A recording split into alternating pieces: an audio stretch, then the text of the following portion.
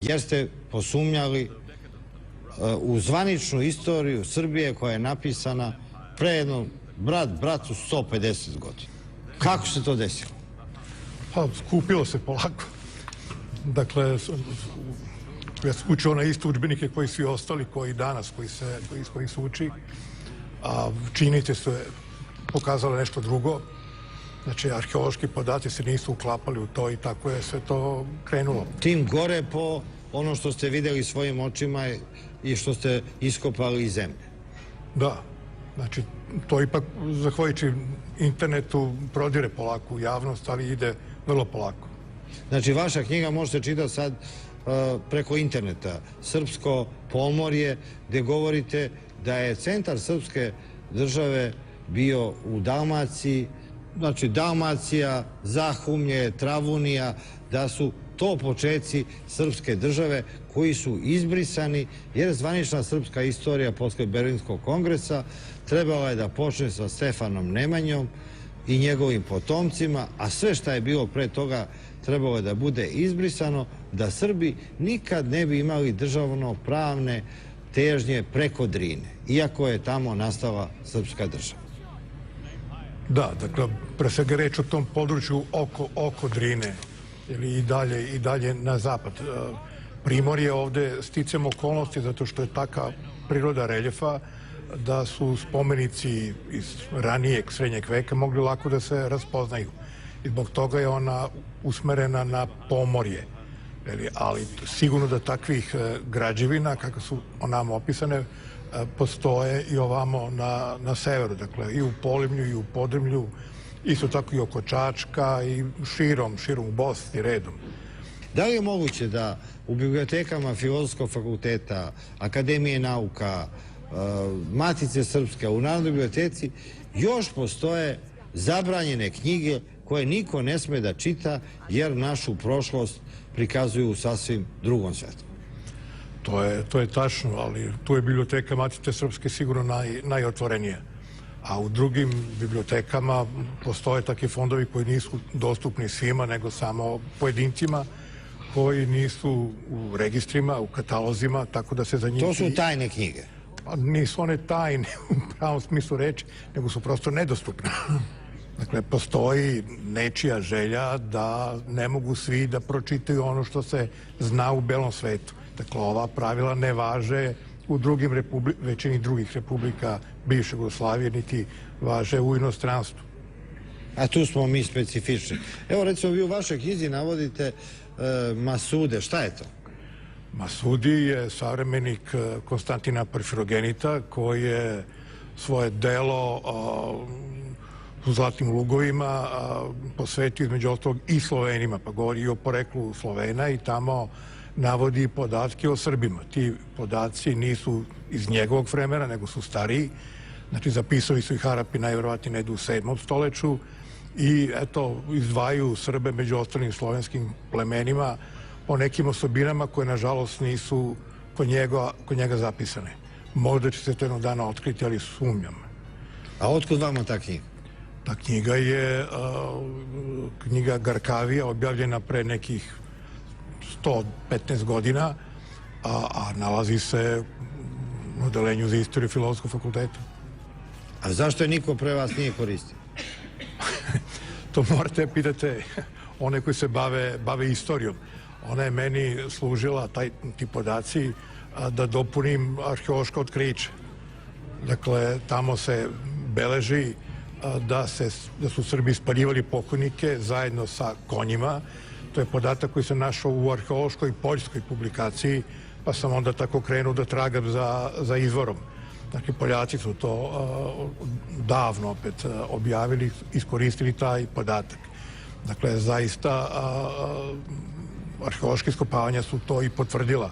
Dakle, Srbi su spaljivali pokojnike na jedan specifičan način, za razliku od drugih Slovena, tako da ih je vrlo lako raspoznati na terenu.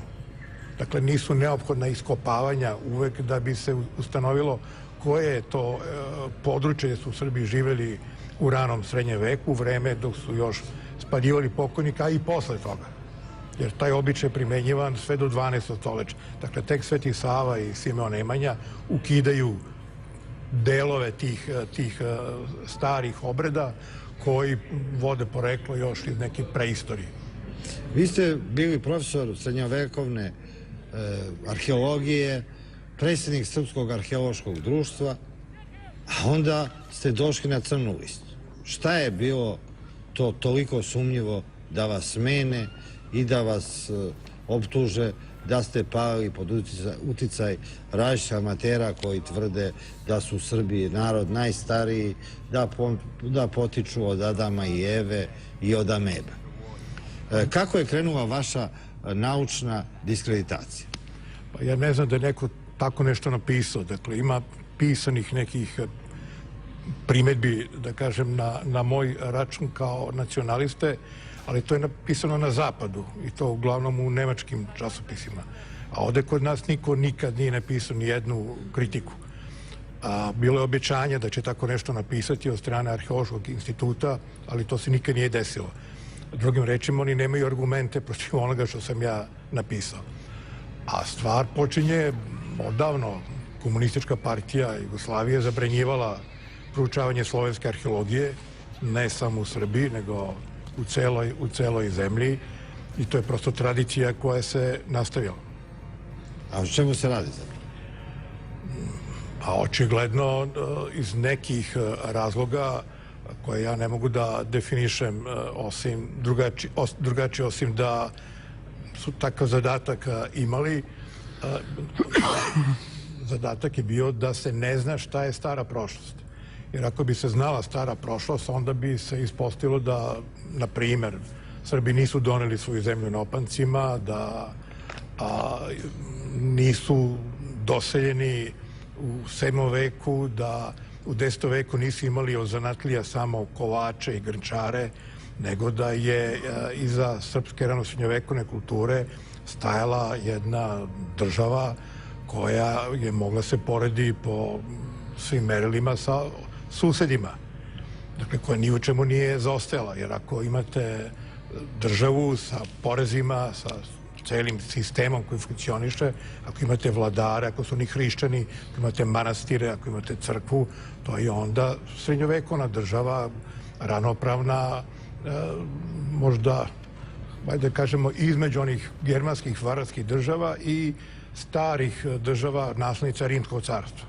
Dakle, tu negde između je bila Srbija. Dakle, naprednija od ovih germanskih država, naprednija svakako od ostalih slovenskih država iz sasvim jednostavnih razloga. Nalazila se pored Vizantije, čak i na vizantijskom tlu. Tako da je sasvim prirodno da su Srbi imali bolje uslove da se razvije u svakom pogledu. I to je razlog zašto su drugi Sloveni poštovali Srbe u to vreme. Ali zašto je to izbrisano? Zašto je morala naša istorija da počne od Stefana Nemanje? Pa dobro, to je zadatak Kominterne, kako ja znam. Dakle, prosto treba izbrisati kao neki faktor. Znate, zato je svuda tako i pisano. Recimo... A nije valjda velikosrpska hegemonija na Balkanu počela pre jedno 1500 godina ili 2000 godina? Da li trebalo je napraviti nove nacije? Dakle, kako stvoriti uslove za stvaranje savremenih nacija koje u to vreme nisu postojale. Nego je postojala srpska nacija na ovom prostoru, jedan jezik, jedna kultura koja je naravno imala neke svoje oscilacije. Pa to je trebalo skloniti. I zato se govorilo da, recimo, istražuje se Bobovac, to je zamak kraljeva Bosne, i onda se pisalo kako je nađena slovenska, odnosno slavenska keramika. Znači, nije smelo se kaže srpska. A ti isti kraljevi sebe su zvali kraljevima Srba. Ne Bosanaca, nego kraljevima Srba. A trebalo je predstaviti da Srba nije bilo u Dalmaciji, da Srba nije bilo u Hercegovini, da nije bilo u Bosni, nego, eto, Srbi su bežali pred Turcima i da su se oni tek naselili u vreme te velike seobe, a da to nije njihova prapostojbina i da nisu prve svoje srpske države formirali baš u Dalmaciji, u Hercegovini, u Bosni, u Crnoj Gori. Tako je, znači, To je sve rađeno uprkos tome što to sasvim jasno piše kod cara Konstantina VII Porfirogenita. Naravno, on piše o Srbima u vreme pošto je Srbija bila osvojena od Bugarske pa se oslobodila uz pomoć Vizantije. Znači, to nije ono stanje iz vremena pre toga, nego iz njegovog vremena. Zato ima toliko kneževina. One su posledica tog bugarskog osvajanja Srbije posle nekih 150 godina ratovanja međusobnog. A pre toga Srbija je bila jedna jedinstvena država tog tipa, udeona kneževina, znači dela se povremeno među sinovima vladara, pa se opet spajala, ujedinjavala, tako to je stalno, tako ostirilo i ona je naslednik prethodnog tla i prethodnog stanovništva na prostoru Dalmacije rimskog vremena. To je prostor od Like do Ibra na istoku. Postoje dve teorije. Da su se Srbi po Konstantinu Porfirogenitu doselili u 7. veku iz delova Visle, Poljske ili preko Karpata. I druga teorija koja je bila jako popularna u 19. veku, da je zapravo kolevka slovenskog naroda bila Podunavlje i da su se slovenski narodi selili i u Češku, i u Poljsku, i u Rusiju i da je ta pradomovina svih Slovena bila na našim prostorima. A da se Srbi nijotkuda nisu doselili, nego su tu nastali. Odgovor naravno nije jednostavan. Dakle, ja sam uveren i polako pronalazim i objavljam dokaze da su Sloveni iz Podunavlja. I to se dobro znalo pre 100 godina na osnovu Nestorovog letopisa, pa je onda ta teorija napuštena. Međutim, danas ima sve više dokaza i o njima je pisano u ruskoj literaturi pre nekih 30 godina, kada je zapaženo da postoje uticaj iz vremena pre rimske okupacije na područje Dnjepra. Danas takvih dokaza ima daleko više. Postoji neke teorije o tome kako su Srbi dobili ime, gde su živeli, zato što je neobična pojava da se srpsko ime javlja oko slovenskog sveta, kad se gleda ili kroz neki širi vremenski okvir. I to izgleda da se polako potvrđuje nalazima Grenčarije, odnosno Grenčarija sa našeg prostora, a tu su pokazala neka nova istraživanja u Skelanima na Drini. Ona je datovala, pošto je nađena na rimskim mozaicima, onda je sasvim jasno da je iz vremena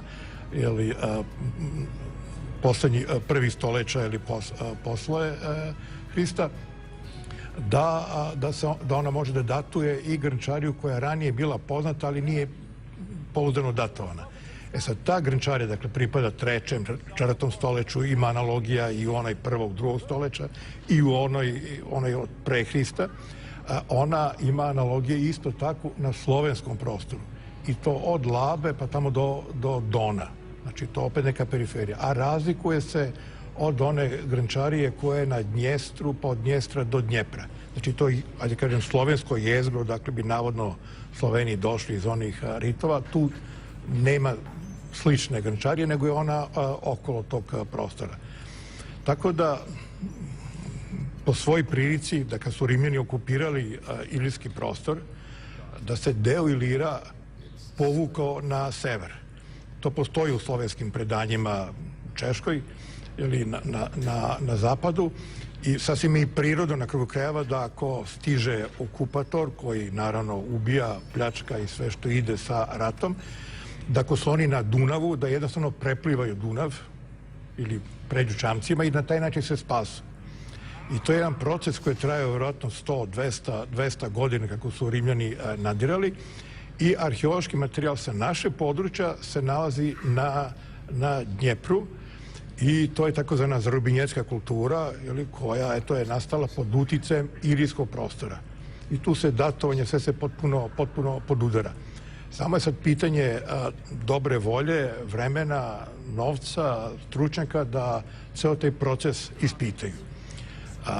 Iz toga izlazi zaključak da posle toga, znači sa oba naroda, da onda neki Sloveni, odnosno Srbi, sa tog područja dolaze nazad. Dakle, oni se u stvari vraćaju u zemlje koje su napustili. I naravno, kao što mi pamtimo nešto što je bilo pre 50 godina ili 100 godina, u ono vreme su pamtili daleko bolje odakle su. Tako da su sasvim sigurno bila živa predanja o postojbini kod tih Slovena koji su se iselili i vratili se nazad posle recimo 300-400 godina kako ko. Ali jugoslovenski pokret koji je rezultirao stvaranjem jugoslovenske države rođen je u Zagrebu kao ilirski pokret. I tad su naši ljudi na Balkanu smatrali da oni nisu Sloveni nego da su Iliri. I kasnije je to odbačeno kao zabluda i proglasili smo se svi za Slovene, a ilirsko poreklo smo odbacili. Međutim, najnovije istraživanje koje je izvršio Institut za genetiku u Švajcarskoj dokazuje da je u Srbima i u Hrvatima više ilirske krvi nego što je ima u Albancima koji su preuzeli da su oni poreklom Albanci. Da su oni poreklom Iliri. Albanci su veštačka tvorevina. Na njima je podosta... Njima ima više slovenske krvi nego u Srbima i Hrvatima. Po tom istraživanju i Švajcarskoj. Nisam razumeo. Da u Albancima sadašnjim ima više slovenske krvi nego u sadašnjim Srbima ili Hrvatima. Ne može se jednostavno odgovoriti na ovo pitanje. Dakle, Srbi su potomci Dinaraca. Znači, antropološki se razlikuju od ostalih Slovena. A ti ostali Sloveni, oni su u Podunavlju, Panoniji. I nalazimo i sve do Baltika, tamo do Dnjepra i tako dalje. A ovaj dinarski tip, on se prati pouzdano od cetinske kulture, dakle, to je bronzano doba, oko 1500. godine pre Hrista. To su, dakle, epohe kada raspolažemo kostima koje mogu da se proučavaju. A Albanci i svi ostali susedi, Rumuni, redom, imaju po neki procenat tog stanovništva, neki manje, neki više. I kod Srba je toga najviše. Naravno, i kod za nama i kod Hrvata. Što je opet vrlo jasno zašto je to tako. Sami Albanci, oni su mešavina raznih naroda, njihov jezik je savremena tvorevina 20. veka. Oni se međusobno nisu razumeli do posle Drugog svjetskog rata kada su uz pomoć savremenih medija savladali jedan jedinstven jezik. Također se zna da njihova materijalna kultura je evropska, znači na njihovom tlu, nisam se dobro izrazio, a oni donose neke posebne osobine kojih ranije nije bilo tu negde u 11. stoljeću, što se podudara sa upadom Turaka u Zakavkazije i preseljavanjem stanovništva sa tih prostora. Znači oni su tek tada došli u te ispražnjene... Tada se prvi put spominje njihovo ime. Albani, da. Ovo što vi govorite je zabranjeno u zvaničnoj istoriji. Pa ne mogu reći da je zabranjeno, ali nije popularno. Zašto? To je očigledno. Ovo što vi govorite ne uči se učiti. Mi to nismo učili u školi. To je nešto suprotno od onog što smo mi učili. Pa jeste zato što postoji jedan, rekao bih, nametnut stav koji je kod nas zadržan, a to je da ono što je napisano, to postoji. Ono što nije napisano ne postoji. Što savremena istorija i na istoku i na zapadu više ne primenjuje. Dakle, oni se okreću i arheologiji i arheološkim izvorima i daleko ih više koriste u pisanju novih istorija nego što je to kod nas slučaj. Evo, recimo, mi smo u školi učili da su Sloveni primili hrišćanstvo preko Ćirila i Metodija u 9. veku, a vi dokazujete da nas je pokrstio lično apostol Pavle još u 1. veku. To je nešto što je zapisano u 12. veku, dakle to je Nestorov letopis koji tako nešto beleži. Dakle, to je neko istočno rusko predanje. Kod nas također takva predanja postoje, to je manastir Krka, gde su, ajde kažem, Latini, znači katolički sveštenici, zapisali da je sačuvano predanje, da je tu propovedao apostol Pavle i da postoji natpis o tome, da postoji kapela iz tog vremena. To je umeđu vremenu izgubljeno.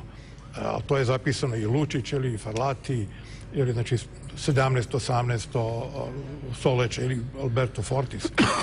A pored toga postoje predanja apostolu Pavlu u Primorji, to baš tuš rimskog puta. Postoje ta predanja kod Trebinja, pećina apostola Pavla, postoje kod Omiša, dakle to je put koji je vjerojatno zaista apostol Pavle koristio u svoje vreme. I ono što je zanimljivo, to je da su ta predanja sačuvana kod nas, odnosno kod Slovena, a ne kod Latina, ne kod Grka tog područja, znači ne u primorskim gradovima, nego sva ta predanja o nastanku crkve u gradovima, ona pripadaju tek 4. stoljeću. Tako da imamo s jedne strane naša predanja, s druge strane ruska i ona se podudaraju. A onda je sve to i potvrđeno u nekim slučajima arheološki. Nažalost, u Dalmaciji nisu vršena iskopavanja, sve je to pokriveno betonom. Za istraživanje u pećini apostola Pavla nije bilo sredstava da se ona dovrša, započeta su. Međutim, u Banatu je na lokalitetu, na arheološkom nalazištu koji se zove Židovar, otkrivena jedna ostava iz 1. veka naše ere, koja sadrži hrišćanske predmete. Tako da to potvrđuje ovaj Nestorov letopis, po kome je apostol Pavle propovedao u Moravi, koja je u Iliriku, a podudara se i sa nekim apokrifnim nastavkom dela apostolskih, po kojima je apostol Pavle bio u Galiji, pa je onda preko Švajcarske otputovao za Makedoniju. Dakle, prošao je tim rimskim putem koji ide preko Sirmijuma na Viminaciju, pa dalje za Najs. Dakle, on je tu zaista i prošao. Tako da vidite, to se polako uklapa jedno u drugo i stvari postaju očigledne. Najnovija moda da su veliki broj rimskih careva bili Srbi. Je to istina? Ovde se organizuju ture, svi su, pošto je srpsko ime prokažano kroz ove ratove, užase, niko više neće da bude Srbi, ni Crnogorci, ni Bosanci. I sad je mnogo lepše da mi uđemo u Evropu putevima rimskih imperatora. Pa, znate kako je, Dioklecijan je zapamćen kao progonitelj hrišćana i kao, sam satana. Vuk Karadžić je o tome pisao, prema tome nije baš mnogo pohvalno izjednačavati se sa Dioklecijanom. Ali na ovom području jeste rođen veliki broj rimskih careva, mnogo veći nego u Galiji. Mislim da u Galiji negde možda 2 rimskih careva odande su poreklom, a sa naše područje možda njih 15-ak. I to su neki veoma značajni carevi, znači car Konstantin Veliki, Justinijan Veliki, Prop i tako dalje. Sad, naravno, pitanje je ko su oni bili i da su se oni osjećali kao Sloveni, Srbi, Iliri, kako god. To je nešto što ne znamo.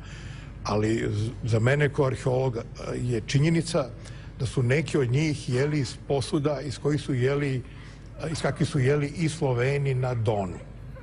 Znači, njihova kultura, znači, u selu u kom su rođeni, jer su neki od njih rođeni po selima Panonije ili Podrinja ili Dalmacije, da su oni jeli hranu kuvanu na ognjištu, kakvu su jeli i svi ostali Sloveni, kako smo i mi jeli u 7. veku.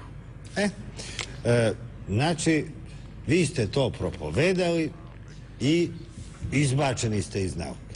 Tako da ovim zabranjenim temama srpske istorije mogu da se bave jedino ljudi koji su ljubitelji istorije, koje ne mogu da izbace iz te svoje pasije. I gospodin Živojin je napravio čitavu instituciju u Rači, izdaje mitološki zbornik koji je često ozbiljniji od najvećih zbornika Srpske akademije nauka i bavi se isključivo zabranjenim temama iz srpske istorije. Evo, recimo, ko su Nemanjići, odakle oni potiču? U ko Sveti Sava nije napisao kako mu se zvao deda. Stefan Prvovenčanin takođe nije napisao kako mu se zvao deda. A vi govorite o Nemanjićima koji potiču još od sestre Konstantina Velikog i o Likanija koji je bio poznati mučitelj hrišćana. Je li tako to? I sad ja dobro razumijem to uopšte. Pa tema je dosta komplikovana i zamršena. Kao što je sve pomalo zamršeno u našoj istoriji, zvanično i drugo i treće. Ja moram da kažem, da se malo ispravim samo da naš zbornik se ne bavi tim temama Nemanjića. To je jedna moja od tema koje se ja bavim, a naš centar i taj naš zbornik se bavi pojedinačnim temama koje zakazujemo kao teme naučnih skupova i onda tu fokusiramo pažnju i naučnika i akademika i dosta se javlja. Tako da 25 zbornika znači 25 naučnih skupova. A kod vas učestvuju akademici iako se boje da će ih izbaciti iz akademije? Pa ne, oni se ne boje da će izbaciti zato što su ušli u akademiju. Ima profesora, ima šefova katedri i tako dalje. Oni su etablirani, utemeljeni, ali oni žele da se bave tim temama na koje pozovemo da se bave i ne bave se ovim temama. Ali ajde da sad da idem u tu širinu. Ja se bavim Nemanjom i Nemanjićima i ne samo njima, ali i nešto šire, ali hoću da kažem sad, kad je u pitanju Konstantin i Licinije i njegova sestra Konstancija, to zaista piše u našim rodoslovima i letopisima. Ali ja ne tvrdim da su oni poreklom od Konstantina i Licinije. Dakle, tu je možda teško ovako doći do zaključka šta ja tvrdim, zapravo baš to tvrdim, da nisu poreklom, jer tu celu priču oko Konstantina i Licinija je smislio sad ovde pominjani Konstantin Porfirogenit, nećete verovati. I o tome su pisali relevantni... Ali sva srpska istorija se poziva na Konstantina Porfirogenita koji govori kad su se Sloveni doselili na Balkan i to je Sveto pismo, jedini izvor naše istorije i našeg dolaska na Balkan. A vi to sumnjate? Ne, ja ne sumnjam u taj deo. Ja sumnjam u ovo i u što su i drugi sumnjali i dokazali. Dakle, da Konstantin i Licinije nisu Nemanjini preci, hajde, ako možda jesu, to je prosto nedokazivo. Ali ko je rekao, na primjer, da su njegovi preci od Konstantina, Licinija, pa čak od Aleksandra Makedonskog? Pa upravo Konstantin Porfirogenit. On je, pišući De Vita Bazili, napisao to. To nisam ja ustvrdio. Utvrdili su relevantni ljudi koji se bave time, i vizantolozi, i istoričari i tako dalje. Dakle, u tom pravcu sam ja išao i onda neke od tih izvora nisam tada vidio, pa sam se potrudio da posle toga vidim i uverio se da su ti ljudi u pravu. Dakle, mi ne možemo da tvrdimo to. Ali da li je generalno... A kako je došlo do te zabune da i Sveti Sava i Stefan Prvovenčani ne otkrivaju ko im je bio deda? Pa oni ne otkrivaju... Čak ne otkrivaju ni kako se zvao brat Stefana Nemanje, koga je nasledio na prestolu. Pa oni mi to ništa ne znamo, jer su oni to sakrili. Pa ne znam da li su sakrili, ajde da ne generalizujemo baš tako, ali očigledno ne znamo, zato što nisu napisali. Neki razlog postoji, veliki, koji, ajde sad. Uvek govore nešto onako neodređeno. Dakle, njegov otac je otišao, izbegao u Ribnicu, tamo u Velikom Metežu, tamo se rodio Nemanja i tako dalje. Često kada govore o žitijama, kad govore o žitijima rodoslovci, letopisci, pa i Sava i Prvovenčani, oni često i ne govore tačne datume, nego govore crkvene datume, a nekad ni to. I sad mi moramo to prevedemo, da vidimo šta je on to rekao, šta to zapravo znači i tako. A kad je u pitanju Konstantin Porfirogenit, samo to da se vratim, da završimo tu priču, on je praktično falsifikovao svoje pretke. Ali to ne znači da mu ne treba verovati za ono što je pisao, nego samo jednostavno taj deo njegovih izvora treba podložiti sumnji. Dakle, i čak je opisano kako su oni falsifikovali to. Uzimali su staru hartiju, stavljali u biblioteke u Carigradu i tako dalje. Dakle, to je prisutno izgleda od uvek. I sad, mi kao istoričari moramo da vidimo koji je izvod validan, u kom delu je zaista validan, u kom nije. Ali to ne znači da treba da odbacimo Porfirogenita. Naprimjer, kad se govori o župama kojima vlada, naprimjer, hrvatski vladar, Porfirogenit kaže, nabroji, pa kaže, Hrvatsku čini toliko i toliko župa. Ajde, da ne kažemo sad, da smanjujemo teritoriju tadašnje Hrvatske. A onda kaže, pa nabroji neke župe zapravo 3 župe i kaže, a ovaj arhont Hrvata vlada i tim župama, što jasno proizilazi da one nisu hrvatske, nego on vlada njima samo, pa kaže Lika, na primjer, neverovatno, kaže Lika, pa onda kaže neka Dubnica i ne znam šta. 3 nabroji. Krbala. I sad, šta? To su predmeti neki naših sporova, ali očigledno, da li ja sad želim namjerno oduzeti te župe od Hrvatske ili ne, u tog vremena? Ne. Ja jednostavno razmatram šta govori Porfirogenit. A taj proces, da kažemo, poništavanja nekih stavova Porfirogenita postoji u Hrvatskoj jako. Jer oni, kad vide neke stvari tu, oni to rade. Tako da, pitanje je šta je to. Ja ne kažem da je Porfirogenit... Znači, Srbi se nisu doselili u Hrvatsku... Na prostore Hrvatske, ajde recimo, ili na prostore Hrvatske, bežeći pred Turcima, nego su tu uvek živeli. Pa ne, on ne kaže ko su ti u kojima vlada i hrvatski arhont, te 3 župe. Ali ako uzmemo da je, ne znam, ljudi od Posavski pobegu Srbima, posle bitke, ne znam, te ili ove, ili da je onaj pobegao neki hrvatski knez Borna, pa je tamo čak ubio srpskog kneza, pa je izbegao i tako dalje, to se govori kod Porfirogenita i drugi, onda znači proizilazi da su oni susedi. I kad kaže Porfirogenit da i vlada arhont Hrvata i trima tim župama, a nabroji koje su te 10 ili 11 hrvatske župe, a za ove 3 kaže da vlada njima. Da skratimo. Da skratimo. Kako se zvao otac Stefana Nemanje? Pa, znate šta, to je jedna duga rasprava koja je trajala i u 19. veku, a i prvoj polovini 20. I neko je rekao tada, došlo do zaključka da je zavida. O tome postoje dokumenti. Miroslav Nemanjin brat, po kome je nastao Miroslavo evanđelje, navodi da je sin Zavidin, a to je nađeno i u crkvi Pavla i Petra u Bijelom Polju, gde navodi Miroslav sin Zavidin. Znači, Nemanjin otac je Zavidin. Mada istorija govorila i da je njegov otac veliki župan Desa ili da je neko drugi. Šta ste vi otkrili? A znate šta, ja sam podvrđao pažnji sve te izvore. Gde se govori da je sin župana Dese, da ovdje znamo da i Dragihnja ima nekoga iz ovog Duklaninog, u završnim letopisu, u završnom delu imate Dragihnju pa kaže koji su sinovi, između ostalih i Nemanja. I sad je more mastila prosut oko toga, sve tvrdeći da je taj veliki župan Stefan Nemanja jedan od tih. I niko nije sumnjao da to zapravo nije jedna ličnost, nego su sve to različite ličnosti. I sinovi baš tih o kojima i govore izvori. Ja sam tako krenuo. Dakle, kad govorimo o Zavidi, Miroslav A. sin Zavidin, tamo bi bilo logično da u to vreme kada piše A. sin Zavidin, da pomene svog brata koji je vladar u tom trenutku.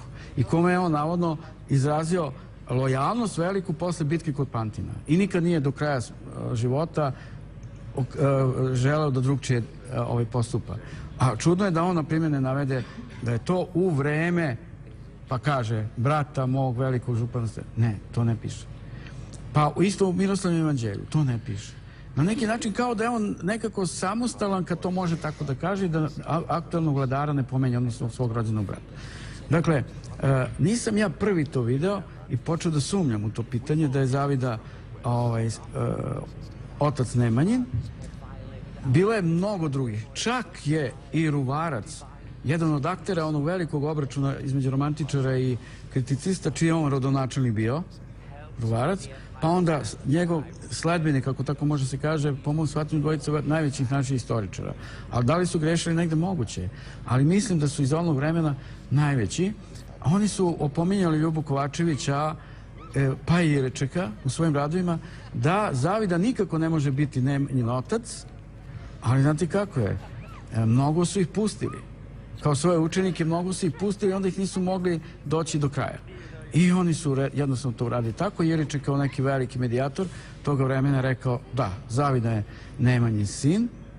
Nemanjin otac, pardon, i onda je to stvoren jedan veliki autoritet. Jeriček, Radonjić je to prihvatio i onda svi koji idu za njim. Konstantin Jeriček je napisao istoriju Srbije i ta istorija nama propisana do dana današnjeg. Znači, mogu da se ispolje neki datumi, mogu da se ispoljaju neke omaške, ali to je kako nam je propisano posle Berlinskog kongresa, a Iriček je napisao ne samo istoriju Srbije, nego istoriju Bugarske i čak su ga Nemci poslali da bude i ministar prosvete u Bugarskoj. Tako, profesor? Da.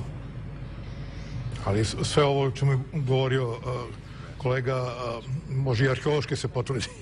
Znači, on ne izmišlja ništa, iako ga optužuju da je nadri istoričar. Ne. Znači, postoje materijalni dokazi za ovo što priča. Da, znači ti natpisi, oni su tu. I to je zaista tačno, tu je još jedan natpis iz doline Neretve sa Blagaja, kako se misli, gde se spominje Nemanja.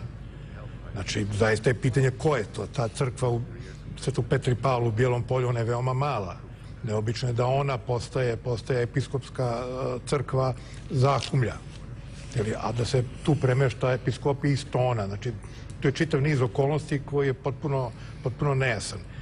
I nema nikakve sumnje da je bio nekakav građanski rat u Srbiji između pravoslavnih i katolika, da su tu stradale neke crkve, da su obijane freske sa zidova. Dakle, nešto se dešavalo dramatično, a o čemu nema nigde pisanog traga, osim onih podataka o saborima. Ali Nemanja je rođen u Ribnici i kršten kao katolik. I kako je postao pravoslavni vladar? Sad, ne znam koliko je to pitanje za mene, ali i teško je govoriti o katolicima i pravoslavnima u to vreme. Znači, to je bilo nedugo posle raskola koji su se dešavali. A jesu li se Srbi i Hrvati po bilo čemu razlikovali pre nego što je došlo do podele na istočnu i zapadnu crkvu? Arheološki se upadljivo razlikuju, odnosno Hrvati se razlikuju od većine Slovena upadljivo. A vi dokazujete u vašoj knjizi Srpsko pomorje da Hrvati i nisu Sloveni. Da su više Goti, da su više sa Avarima nego što su Sloveni. Njihova materijalna kultura je bliska bugarskoj materijalnoj kulturi. To je prosto činjenica, neporeciva. Znači, njihovi pogrebni obredi, oni odgovaraju onim Slovenima koji su živjeli zajedno sa Avarima ili zajedno sa Bugarima. A proizvodi posuđe odgovaraju nomadskom posuđu, a ne odgovaraju slovenskom. Ima i slovenskog, ali naravno niko nije idealno čist. Znači, tamo je bilo i Srba, kao što je kod Srba bilo Hrvata. To je prosto prirodna stvar da se ljudi mešaju. Čuvano od originalne crkve koju su podigli u Hilandaru Sveti Sava i Stefan Nemanja. Carske dveri nalaze se u riznici Hilandara, a današnju crkvu podigao je kralj Milutin, a dogradio knez Lazar. Naš nacionalni mit nastao je na Kosovskom porazu, iako je svuda u tadašnjoj Evropi zabeleženo da su Srbi zapravo pobedili Turke na Kosovu. Nije uopšte važno ni što je pouzdano utvrđeno da Vuk Branković nije izdao na Kosovu, kad je proglašen za najvećeg srpskog izdajnika još od kada je knez Lazar, kakav knez? Već car Lazar izabrao carstvo nebesko umjesto unapred prezrenog carstva zemaljskog. Naš najveći epski junak je Miloš Obilić, koji nije uopšte istorijska ličnost. Pominje se neki Kobilić, koji je izgleda umjesto našeg Obilića ubio turskog sultana Murata na Kosovu. Veći od njega u pesmi je jedino turski vazal Kraljević Marko. Kasno Marko na Kosovo stiže, pevaju i dalje narodni guslari da bi prikrili da nije odocnio, već stigao na vreme da se sa Turcima obračuna sa Srbijom. A onda nestanak srpske srednjovekovne države i 500 godina krotkog turskog ropstva zbog puke banalnosti da je danak smanjen na 10%, umjesto 30% koliko su Srbima prethodno uzimali njihovi najveći svetitelji. Srpska civilizacija je svoju kratkotrajnu renesansu doživjela zapravo tek posle poraza na Kosovu, pod despotom Stefanom Lazarevićem i Đurđem Brankovićem, a ne ranije pod carem Dušanom i njegovim predsima Nemanjićima. Sve je zaboravljeno u pustoši i razaranju i trebalo je da prođe nekoliko vekova da bismo ponovo došli sebi. Otkrili ko smo i šta smo bili, stare povelje, krisovulje, zapisi i natpisi, biografije i hagiografije, originali i prepisi, uglavnom su nestali. manastirske riznice su sistematski opustošene. Najvredniji srednjovekovni rukopisi su izgoreli prilikom nemačkog bombardovanja Narodne biblioteke u Beogradu. Posle svega, Hilandar je bio i ostao najvrednija i najočuvanija riznica izgubljenog srpstva, a prebogati Dubrovački arhiv, koji je vekovima izdržao bitku sa vremenom i razornim zemljotresom, tek je svedočanstvo iz druge ruke. Pogled sa udaljene osmatračnice šta se to sa Srbima desilo kad su ostali bez svoje države. Zato su istoričari bili prisiljeni da još od 18. veka hodočaste Svetu Goru i Hilandar u potrazi za izgubljenim tragovima svog izgubljenog zlatnog srpskog srednjeg veka. Mi skačemo 1000 godina, 1500 godina natrag i pitamo da li ima Nemanjića sada u Srbiji? Pa evo, Ti se stručnjak za rodoslov. Ja se bavim jednom istorijom, odnosno poreklom porodica u poslednjih, recimo, 1000 godina. I kad je u pitanju srpska istorija, falsifikata ima čak i od današnjeg vremena, a u 20. veku i da ne govorim. Ali vratimo se na... Ne, evo, ko je porekao Nemanjić u Srbiji i bavi se politikom? Evo, ima... Pa evo ovako, moje istraživanje, ja se time bavim već 37 godina.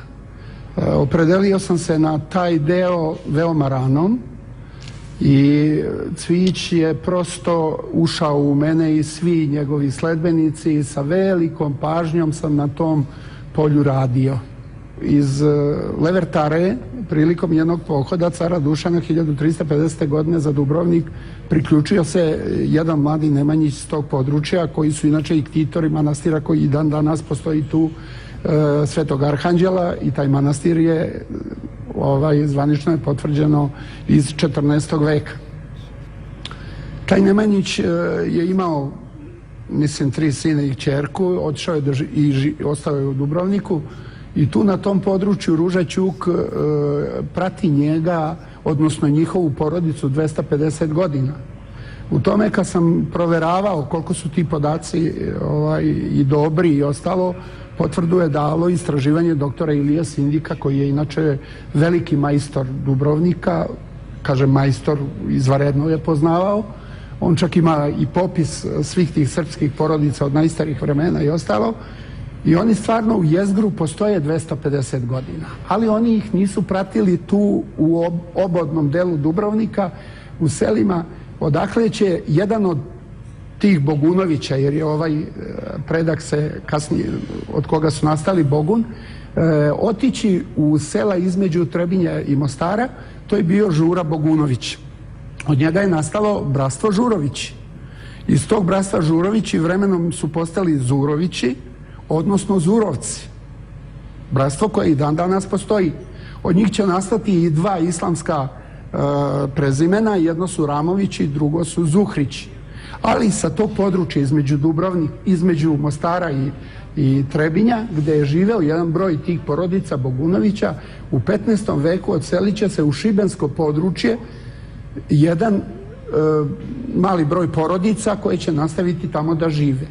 I prateći njih dalje na tom području stoje podaci od daljih istraživača da je od tih Bogunovića, koji sa slavom Svetog Jovana kreću iz Dubrovnika i po Hercegovini, nastalo 4-5 porodica koje, kad sam ja nekim prijateljima i ostalim saopštio, oni su prosto šokirani bili, pobegli su, kao da nisu voleli, da nisu od toga roda, nisu verovali. Valjda nas je komunizam naučio na neke prosto neverovatne stvari, ne smiju da uđu u nas. To su porodice Adamovići, Cvjetičani, Kovačevići, koji slave Svetog Jovana, Miljuši i Gaćaši i Škundrići. To su te porodice. To su sve poreklo Nemanjića. O koje kreću negde od kraja 15. veka pa nadalje, i one su uglavnom koncentrisane u jednom, sa tog područja šibenskog, one se pomeraju prema severu i negde se koncentrišu u jednom delu Bosanske krajine, dole u Pounju, ima ih i u Lici i tim delovima i tako dalje. Tako da vidite kako je sve to vrlo čudno. A zna se još postoje podaci istraživača da postoji jedno poprilično lepo srpsko pleme koje vodi poreklo od Vukanove ćerke Efimije, odnosno neki je nazivaju Evrosima, a to je pleme Nikšići, čiji rodonačelnik je vojvoda Nikša. Ona je bila udata za grbljanskog bana Vladimira. Dobili su u tom braku, koji kažu nije bio mnogo srećan, sina Nikšu, pa je on odrastao kod svoga ujaka Stefana Nemanjića i on se javlja u vreme gradnje manastira Morače 1252. godine. Kada jednom prilikom naišao sam na neke zapise gde kaže boravio je jedan sveštenik pustinjak tu i videvši jednog dečaka kako se igra na zidinama manastira, pitao ko je to? Oni su mu rekli to je jedan mali Nemanjić. I ostaje jedan lep zapis koji je mene ovako uvek podsjeti, s obzirom da kaže, da Bog da, sinko, od tebe ostao veliki trag, široki trag, tako baš. I oni slave Svetog Luku i zbilja od tog roda ima sjajnih ljudi. Da li može istorija ovako da se tumači kroz rodoslove, kroz porodična stabla, da recimo 1000 godina se prati neka porodica? Je to moguće? Mislim da to baš nije pitanje za arheologa. Arheologija može da prati kontinuitet ako se to odigrava na jednom mestu.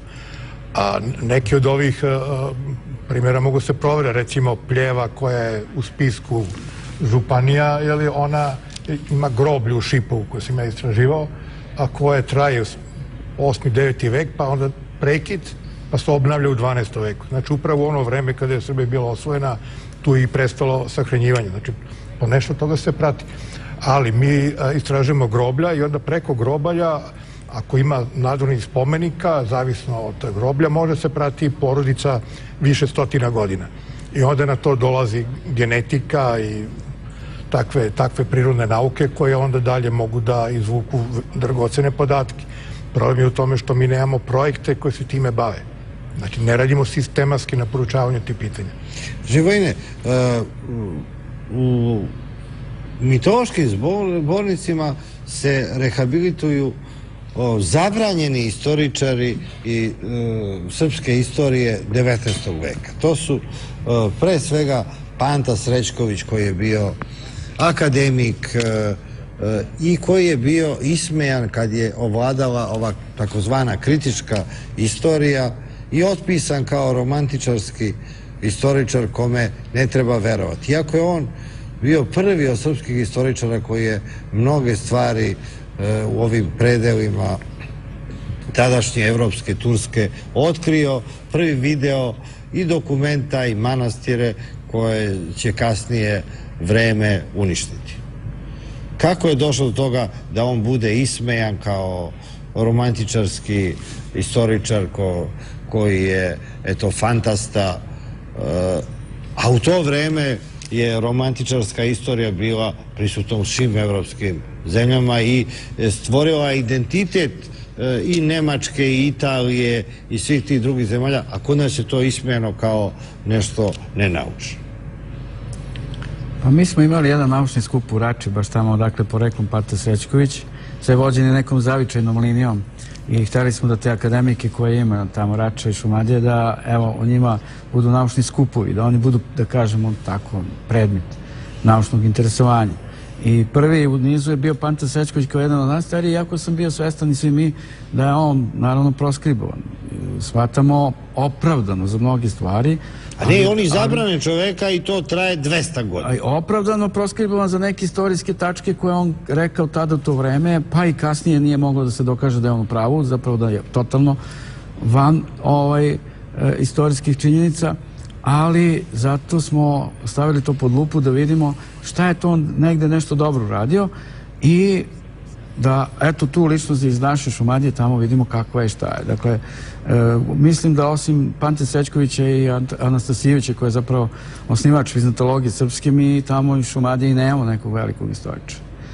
I ni Panta nije veliki, kad pogledamo kako je proskribovan i tako dalje. I s pravom za mnogi stvari smo ostali pri tome. Šta su njegovi grehovi? Njegovi grehovi su zato što je on koristio epiku kao istorijski podatak. On je koristio narodne pesme i više verovao srpskim junačkim narodnim pesmama nego raznim poveljama.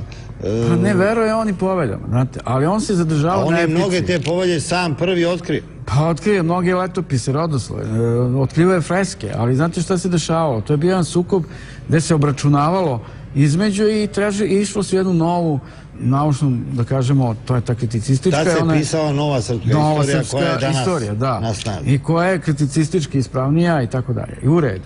I ona i danas važi, to je ona zapravo koju je Jiriček stvorio i koju je bespogovorno Radonjić podržao, a onda kad je ušlo to da je jedna tako strašno jaka literatura, tu niko ne sme više van toga. Dakle, recenzenti, ako je Radonjić bilo ko, Stanović bilo ko, on neće dati nikakvu drugačiju recenziju. Sve će to skrajnuti lepo, akademski, kao što se danas radi, pa znate, vi dajete neke zaključke koje nisu relevantni, nisu dovoljno utemereni i tako dalje. Dobro, to je finoća akademska. Profesor Janković kaže, kako se to danas radi? Koja je to metodologija? Kako oni hoće da te isključe iz nauke? Kako to izgleda? Ne mogu oni nikoga da isključe iz nauke. Znači, meni su samo oduzeli zvanje, s pletkama, i to je stvar suda i tako dalje. Iako svi mlađi arheolozi govore da ste vi sada trenutno najveći živi srpski arheolog. Evo, svi arheolozi koji otkrivaju te najveće lokalitete i koji su postali medijske ličnosti i Indiana Jones našeg doba, oni svi govore da su vaši učenici. A vi ste zabranjeni. O čemu se radi tu? Ja ne znam ko je to izmislio, kako to može tako? Nisam baš zabranjen, znači oni jesu moji učenici zbog terenskih radova, znači ja sam praktičar. Vi ste ih vodili da to nauče da rade? Da nauče zanat, jer oni su taj zanat savladali i zna se da su to najbolji arheolozi na terenu, tako u nekom proseku. Ali kada neko smeta, onda mu se ne objavljuju knjige, onda mu se na tom polju sapliča na razne načine ili se naručuju članci koji treba da maskiraju nešto što je već napisano. Tako da se ne vidi ono stvarno. Naravno, etiketiranje i tako dalje i tako dalje. Spomenuli ste da sam bio predsjednik društva. U to vreme... Vi ste predsjednik Srpskog arheološkog društva? Da. Znači, na 5 godina. Za to vreme smo objavili...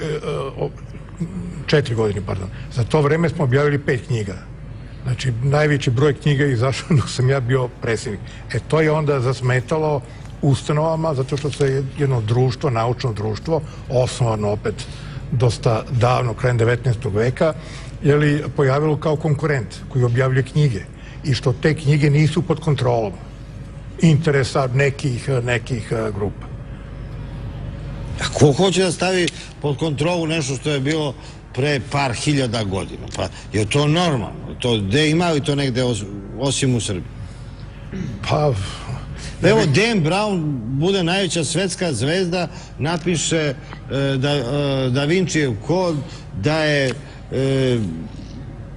da Bogorodica Deva Marija nije bila majka Isusa Hrista, nego njegova žena i da su oni imali ćerku od koje su nastale sve evropske dinastije. I o tome se snimi film i to postane najpopularniji roman na svetu. To ovde da ste vi uradili, ja ne znam da bi vam bilo života u Srbiji. A ja to ne bi mogao da uradim zato što je to ipak fantastika, a ovde govorimo o činjenicama. Spomenuti su mitovi kao neka fantazija. Međutim, folkloristika danas prostog porekla. Znači da je neka bitka kralja Nala, neka Mahabharata, da je ona i u našim predanjima o Kosovskoj bici. I o tome sad ima arheoloških dokaza. Znači, pojavljuju se nadgorni spomenici, srednjovekovni, znači 14. 15. stoljeće, koji ili imaju neku priču o nekom predanju na sebi, obrede davne koji su opisani kod drugih Slovena, a jedini smo ih mi sačuvali u to vreme likovno prikazane, ili ih ima, recimo, u vidu riba. Znači, Znači, zamislite nadvojni spomenik u vidu ribe iz 14. veka sa natpisom. I to nije jedan spomenik, nego i sad ima više, ili spomenik u vidu zmaja. To je nešto što nije dovoljno proučeno, nije uopšte proučavano, ali nas povezuje sa nekim dalekim predelima, sa Kavkazom, da je takođe postojala Srbija u neko vreme. I Konstantin Porfirogenit govori da ima Srba na Kavkazu. Ali to niko nije uzeo ozbiljno. Uzimaju od njega ono što im se sviđa. Pa, tako. A zašto je to zabranjena tema da su Srbi bili na Kavkazu? Kome to smeta? Zato što ako se ustanovi da je to tako, kao što se kod Porfirogenita govori o Bojki, zemlji Bojki. Bojka dan danas postoji na Karpatima, postoji pleme slovensko Bojka, Lemki, Guculi, to su 3 plemena u Ukrajini koji imaju tako neke svoje osobenosti, koji su stočari, kao što su Srbi bili stočari, žive na planini, u Karpatima, malo su ovako tvrdoglavi, da upotrebim mekši izraz, tako su po tome osobeni.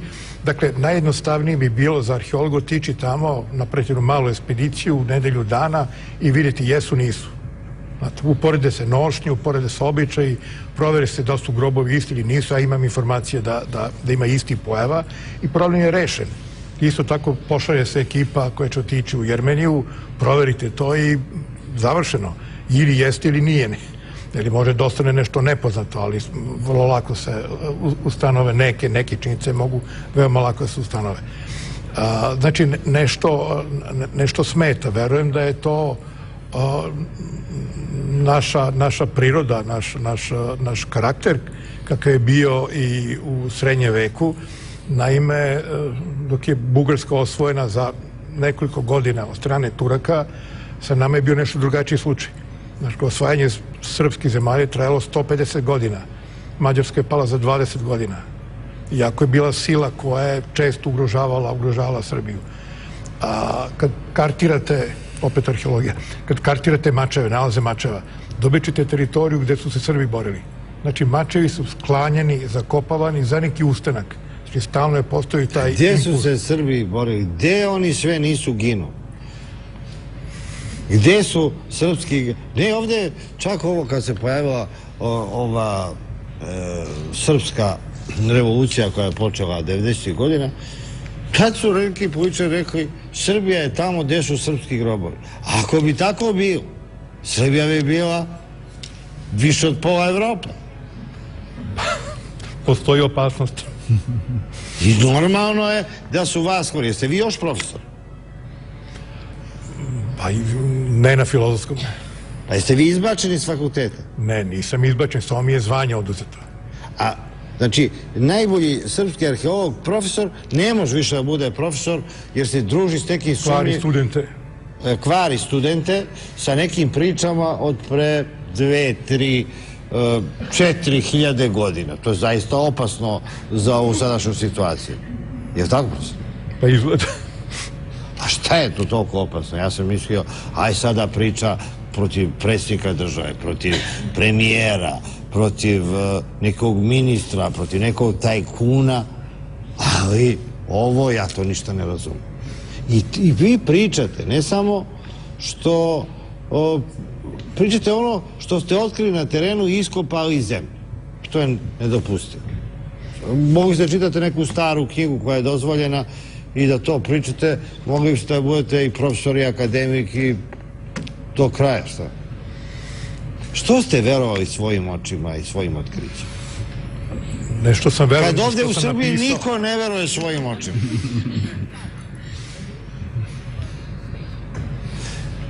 Šta ste vi otkrili iz zemlje zakopano što menja našu istoriju? Dobro, to je čitav niz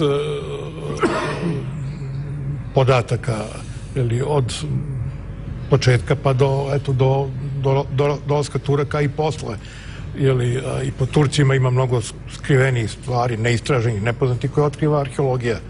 Ako imate neku istoriju pa pročitate bila je neka buna, nekog grda, grdanova buna, tamo neko Trebinja i to je bilo beznačajno.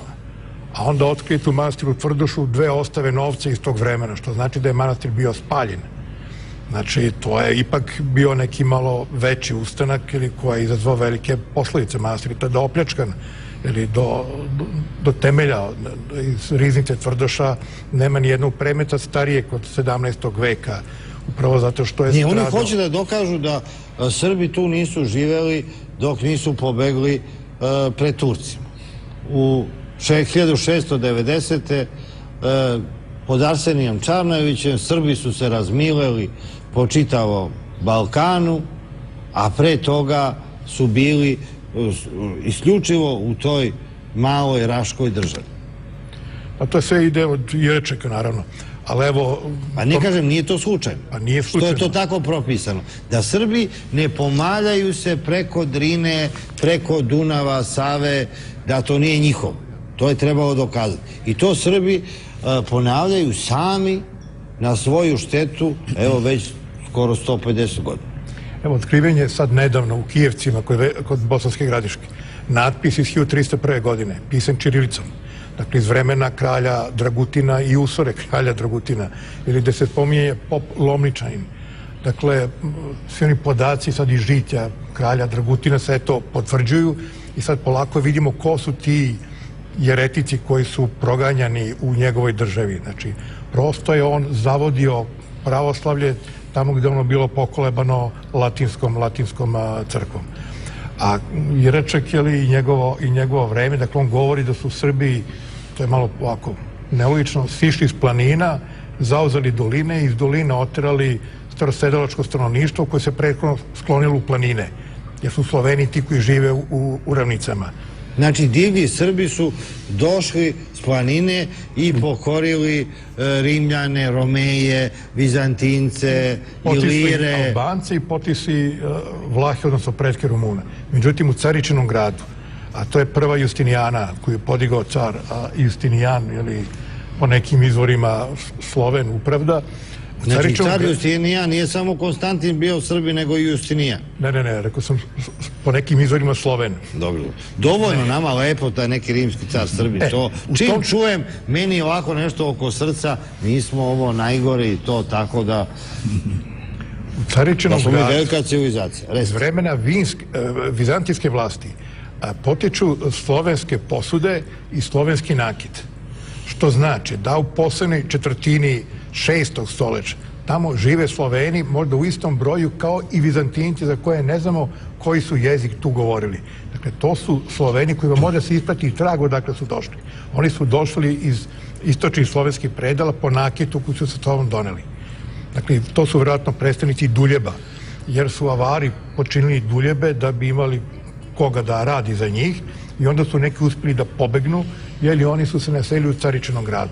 I sada u nizu vizantijskih tvrđava tog vremena na prostoru Ilirika, to je otprilike današnja Srbija, Republika Srbija, ima slovenskih nalaza iz tog vremena. Znači, Sloveni brane te tvrđave, navodno Slovena.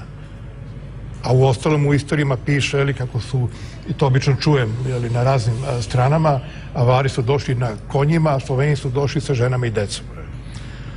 A šta su Sloveni kao neka njihova pratnja, pešadija, šta je? Prilike. Je to tako? Je to ukapa u te mitološke vaše zbornike? Vi ne samo da rehabilitujete Pantu Srećkovića, koji je zaboravljen u srpskoj istoriji, nego i Milana Budimira, koji je najveći latinista, akademik kod nas. I on je bio zaboravljen. Zašto je on bio? I o njemu ste izdali knjigu. Pa mi smo imali naučni skup u njegovom rodnom Mrkonjiću.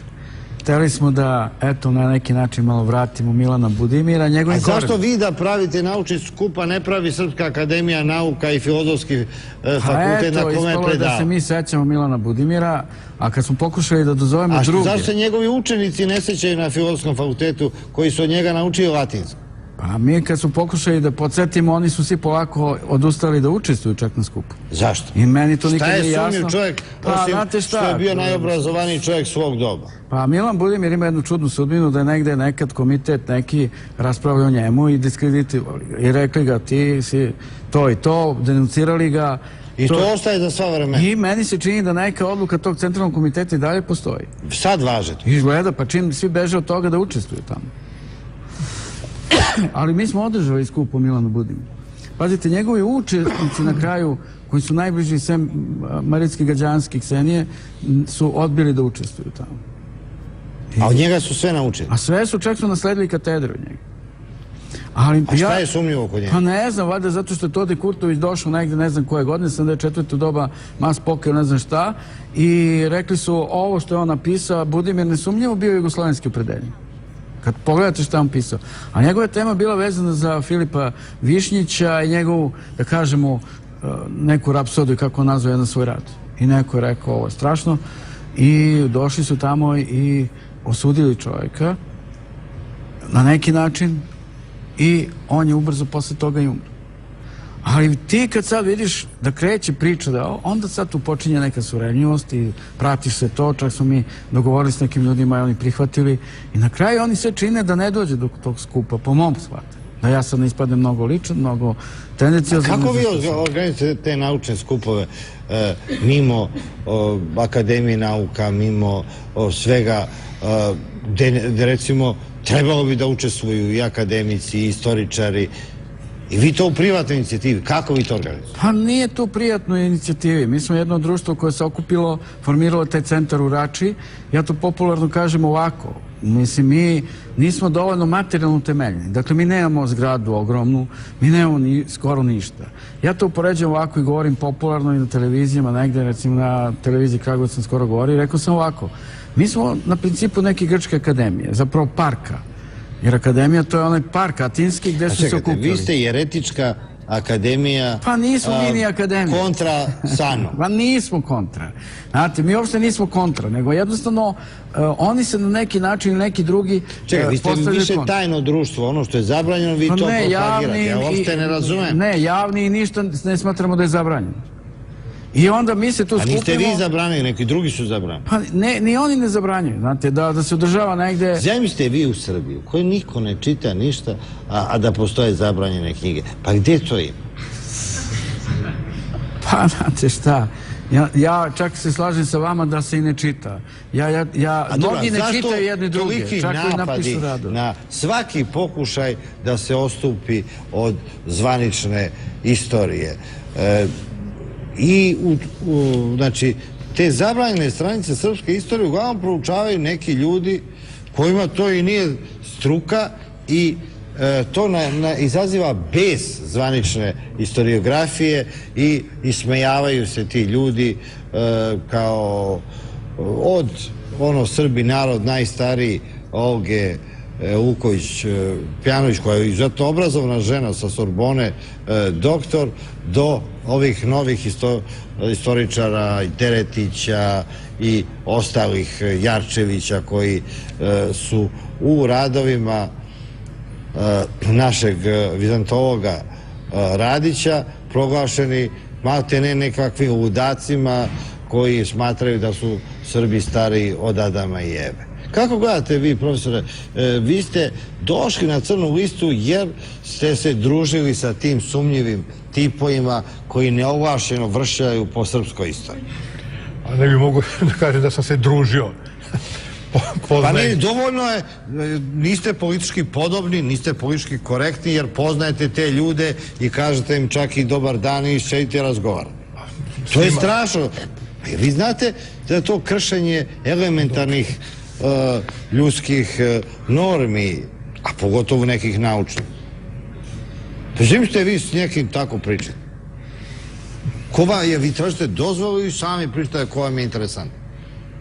Dakle, svima kažem dobar dan, a ima sa one druge strane, ne ove koje ste spomenuli, ima oni koji se onda prave da vas ne poznaju, pa su uvređeni, pa neće kažu da se jave, to je prosto u toj sredini čest slučaj. Prosto nema tolerancije, a to su neke navike iz prošlih vremena. Kako ima elementarne radoznalosti? U tim knjigama često ima i nekih otkrića koje nema u zvaničnoj historiografiji. Ti ljudi, ko zna gde, u kojoj biblioteci su i našli neke potpuno nepoznate i knjige iz prošlosti i sad kako ih oni tumače na svoj način, da li s kakvom aparaturom, ali su oni mnoge stvari koje pre njih niko od zvaničnih istoričara nije pronašao, oni su otkrili. Tačno, tamo ima, ne mogu da kažem baš da sve to čitam, ali tamo ima, pa i ne stižem mnogo da čitam, ali tamo ima kako da čitate kad morate da kopate čitav život? Vi ste postali profesor da bi kopali. I vi shvatate, i vi verujete i dalje da nema hleba bez motike u Srbiji, a cijela Srbija je to shvatila ko zna kad. To je tačno.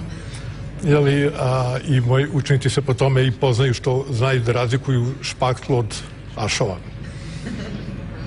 A mislim da ipak i to deo civilizacije i kulture. Jesu to Srbi?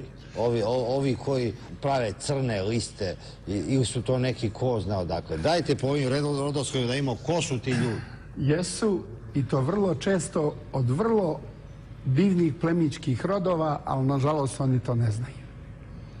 Bolje što ne znaju, pa ne možemo ni ovako da živimo. Nemojte, molim vas, to, ja sam vas doveo ovako. Da ispričam... Nije, ali pazite šta pričam, nemojte da mi se po gospode ovde razni Lezi Lebovići i onda počnu da dodaju ono fon ili grof ili ne znam, baron ili nešto. Pa to je strašno. Tu postoji jedna razlika. Nemojte da svakom to otkrivate. Neću. Ako je neko plemić, neki primitivac u Srbiji, nemojte slučajno da mu kaže. Oni nakon pokondire na tiku. Stare srpske porodice plemićke, ne da su bili samo plemići, nego su bili i vitezovi. Ono što Evropa nije vrlo malo imala. Ispričat ću vam priču o upravniku grada Niša, koji 1388. godine brani Niš od Turaka. Knez Ivan Borojević, rodom iz Staroga Vlaha. Kao plemić u vreme Nemanjića na viteštvu je stekao jednu takvu ulogu. Pošto nije mogao da odbrani Niš, a gine mu najstariji brat Radovan, on sa ostalom svitom dolazi u svoj rodni kraj, sahranjuje sina, pardon, ne brata, nego sina najstarijeg, i odatle dolazi kod Ivana Crnojevića u Zetu, računajući da se tamo sprema otpor Turcima koji nadiru sa svih strana na Balkan. Pre Ivana Crnojevića on odlazi na Cetinje. Pravi jednu crkvu koja se zove Vlaška crkva i koja je dobila ime po njegovom rodnom kraju. Crkva na Cetinju, ograđena puščanim cevima sa Vučijaga dola, to je kasnije ograđeno. Ispred nje se nalaze dva sarkofaga. Jedan je, ovo piše akademik Erdeljanović, u Staroj Crnoj Gori. Nalaze se dva sarkofaga, jedan je Ivanov, kneza Ivana, drugi njegove žene Jelice. I od tog roda kasnije će stasati mnoštvo porodica. Pa ćemo tako recimo imati od njega potomka Savu Vladislavića, Jovana Dučića, najlepšu Jugoslovenku Nikicu Marinović, hrvatskog tenisera Ivaniševića, odbojkaša Vušurovića i još mnoge porodice koje se recimo prezivaju Mostarice, Čomade, Pende, Dragoslavići, Radoslavići, Ivanovići, Dapčevići, imali smo i generala Peka Dapčevića i tako dalje. I sad vidite koliko ljudi u nekoj svojoj svesti zadržavaju određene vrednosti svoga porekla. Ali dobro, ali vidite, mi mislimo da mnogi čelik Srbi, mnogi Srbi, samozvani najveći Srbi, da nisu Srbi. Postoji, evo, decenijama dilema da li je Vojislav Šešelj Srbin ili nije. Vojislav Šešelj je Srbin i to Srbin plemićkog porekla. Pa sve Plemić do Plemića. Ne, molim. Pa u seljačkoj Srbiji sve Plemić do Plemića. Pogodili ste upravo nešto što je vrlo interesantno. Ja nisam njegov sledbenik. Njegovi potomci su pobegli ispod Trebjese Nikšićke, gde je ostao da upravlja najstariji sin Nikši. Došli su u Risan i tu su se razdvojili. Jedni su otišli za Rusiju, to je ono što on napominje kako ima potomaka i tako dalje, a drugi su otišli u Hercegovinu. U Hercegovini je od njih nastalo nekoliko porodica, recimo tako imamo Šešlije, Šešelje, Sudžume, Kukolje i još neke porodice, i oni su se naselili u kraju između Trebinja i Ljubinja. Tamo su sela Zavale, Ravne i tako dalje. Sad mnogi Šešelju vole da prikače kako su oni poreklom Hrvati. Evo, ja sam upoznao Stjepana Šešelja, koji je bio ustaški terorista u Australiji i koji mi je rekao da je on brat od strica Vojislava Šešelja. Sad ću da vam ispričam kako. Jedan od predaka Šešelja, dok su još taj deo bili pravoslavni, koji se zvao Jova Šešelj, na Petrovdanskom vašaru u selu Zavalama ubio je crnog Omera, Turčina, koji mu se opoganio u vino i morao da beži 10-ak sela dalje, a tamo gde je pobegao bili su katolici i primio je katoličku veru. To je tajna jednostavna. Ko su preci Mila Đukanovića? To je pleme Ozrinjić. Oni slave Aranđela, mislim da je i vaša supruga od tog roda, sticajem okolnosti sam to želeo, tako. Ona je, kaže, od jednog dosta starog, pripadaju starim porodicama, slave Svetog Arhanđela, preslavljaju Svetog Iliju. Sticajem okolnosti su se odselili sa tog područja na kom prostoru žive Đukanović. I mnoštvo njegovih sledbenika u vladi koje je on po sistemu postavio. Jesu oni u nekom srodstvu sa Ivanom Crnojevićem? Ne. Nisu, ja? Ne. Jer nemaju oni nekog grofovsko poreklo. Onako dobro izgleda preko. Onako kao da je neki grof. Od Crnojevića ima u Hercegovini jedna muslimanska porodica koja je njima dosta bliska i koja je od njih... A ko su Tadići? Tadići su isto jedno, da kažem, bratstvo koje se doselilo sa Kosova. Posle te kosovske razure došla su dvojica braće na prostore Pive. Jedan je bio Branilo, drugi se zvao Nikola. Jedan je uzeo slavu Svetog Jovana, drugi slavu Svetog Nikole.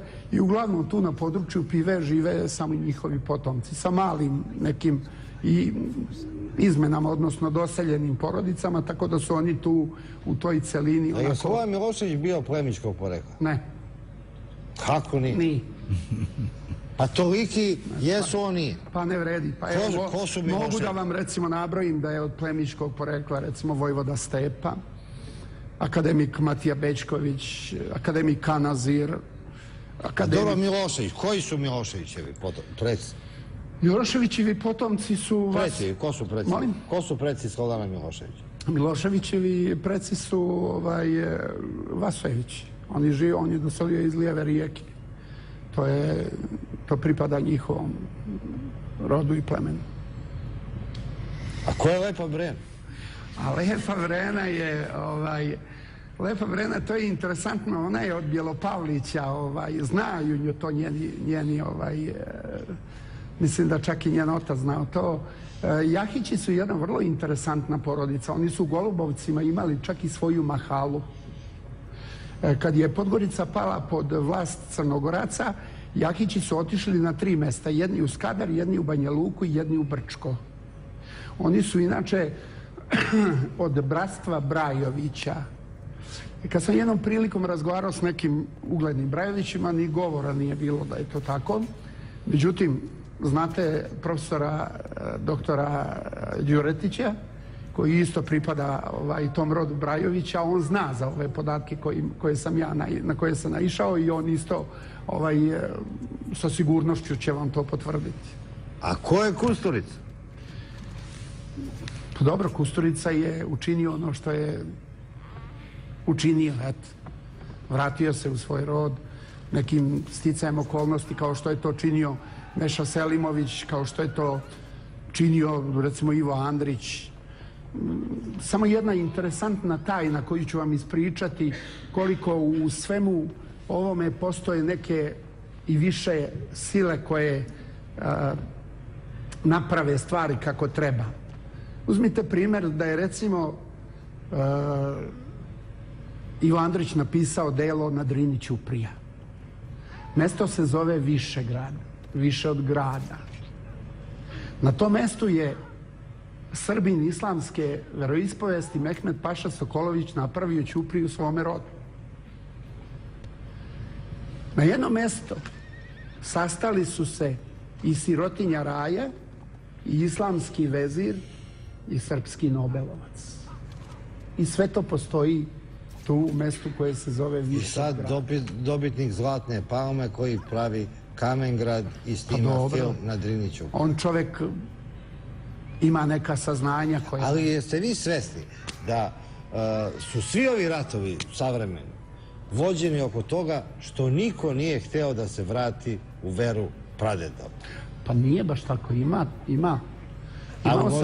A možete na prste da ih nabrojite? Imao sam ja primer da me iz Danske zvao musliman koji ovako kaže rečima: Srbine, brate, nađi mi poreklo, hoću da ostavim zavet deci. Znači, da nije nekih propagandi medijskih i nekih drugih, mnoge stvari, čak i sama istorija u tom turskom vremenu nije na najbolji način prezentovala stvarno ono što se dešavalo. A od vas mnogi muslimani traže rodoslovo o svom srpskom Pa ne mnogi, uglavnom ljudi traže. A jesu tražili neki muslimanski političari od vas? Ne. Nisu? Nisu. Ja mogu da vam ispričam jednu strašno interesantnu priču koja se desila u Nikšićkoj župi u 17. veku. Dajte nešto iz 21. Ne, ali je vrlo interesantno. Od tog roda vodi čak i jedan naš političar koji slavi Svetog Jovana, neće otkriti tajnu, kaže ovako: Todor Popović, dečak od 10 godina, čuva goveda pod jesen. Sa bradvom u rukama, to je jedna mala sekirica, oštra, kreše govedima list. Vidi da putem idu Turci, stavlja bradvu u raklje i silazi dole. Kako je bio odrastao i vrlo privlačan za Turke, za janjičara, oni ga stavljaju za sebe na sedlo i odlaze dalje prema Bosni. Kući niko o Todoru ništa nikad nije saznao. Nikakvih tragova, ništa. Prežalili Todora, ali 20 godina posle toga na vrata, odnosno na kapiju njegovog oca dolazi Turčin, divno obučen na konju. Komšije seljaci izlaze sa raznim oruđem u rukama, on ih smiruje, kaže: ljudi, ja sam vaš Todor. Ma kakav, kaže, ti naš Todor, o tome nema govora, kaže. Todor je nestao, mi smo njega prežalili, to nema govora. Ljudi, ja sam vaš Todor. Znate li, kaže, šta je Todor imao tada kad je čuvao goveda i ostao? Kaže, imao je bradu, kresao je list. Kaže, ajte sa mnom. Odvodi ih na mesto gde se to desilo. Malo gleda okolo i kaže jednome od onih: penji se, kaže, na ovo drvo. Ovaj se penje gore i kaže: ljudi, evo je urasla bradva. 12 porodica muslimanskih u Nikšiću je nastalo od toga veriza. On se prozvao Veriz, ima čak i Verizovića most. 12 porodica islamskih, sticajem okolnosti, neke su otišle preko Hercegovine za Krajinu, Bosnu i tako dalje, a deo njih je čak i vratio se u pravoslavlje. Vratio se u pravoslavlje. Evo, istorija je opasna po život i ako se počne da prekopava previše po istoriji, po rodoslovima, po etnogenezi, to obično dovede do nekakvih građanskih ratova. To nije prvi put ovde na Balkanu kao buretu baruta. Profesore, šta mislite vi? Je treba se prekopaju, ne treba?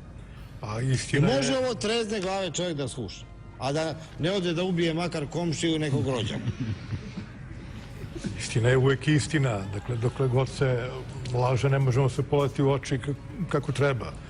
Znači, kako god da je, treba je znati. Evo, recimo, napade kad su bili na tu srpsku kritičku historiografiju i u jednoj polemici je Panta Srećković napisao, kaže, eto, arhimandrit Ilarion Ruvarac, koji je začetnik te naše, bečki đak, začetnik naše kritičke istorije, koji je verovao samo dokumentima, a ne narodnim pesmama. Panta Srećković je napisao, kaže, taj Ruvarac je toliki nacionalni izdajnik.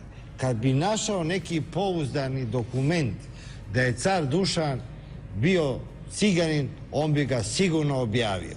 Eto, dotle ide njegova izdaja. Živojine?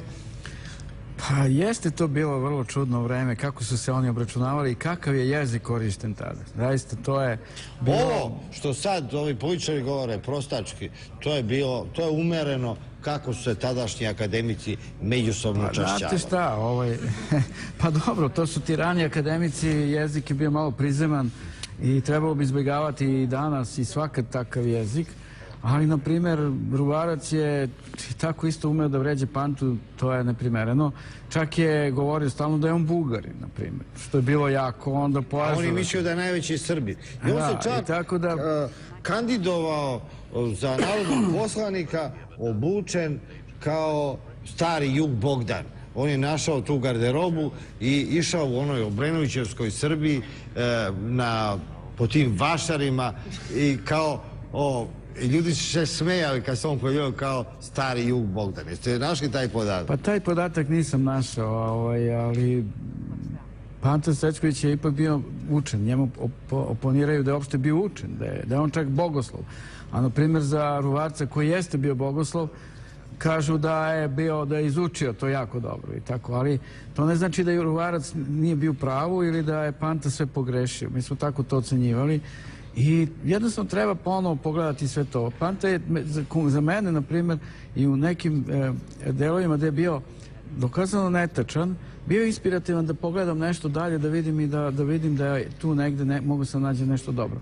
Ali, na primjer, šta ćete, evo, nekim par brojeva unazad iz antropološkog zbornika imate, na primjer, tekstove Jovanke Kalić i u istom zborniku i akademika Blagojevića u kojima oni tvrde nešto što je Panta tvrdio i prošao ko Panta, što bi rekao Ruvarac. Naprimjer, oni su ujednačili, Panta Srećković je jednačio Uroša II. Župana sa Primislavom, a Beloša sa Belušem. I naravno ovi ga ojadili, sahranili ga, da tako kažemo, i u pravu su, ja mislim.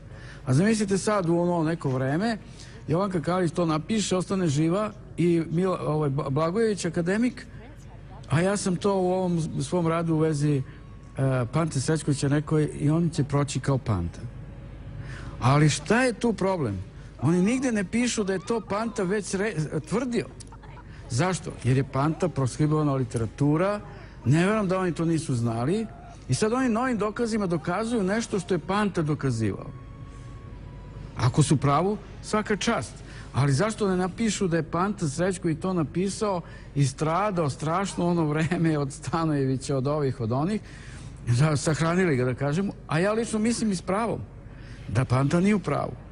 Da nije dobro jednačio te dve ličnosti, nije uopšte imao dokaza i danas nema za to dokaza. Profesor, jer nam je neizvesnija prošlost ili sadašnjost ili budućnost u Srbiji? Prošlost nam je sve neizvesnija, a sadašnjosti i budućnosti i nemamo više.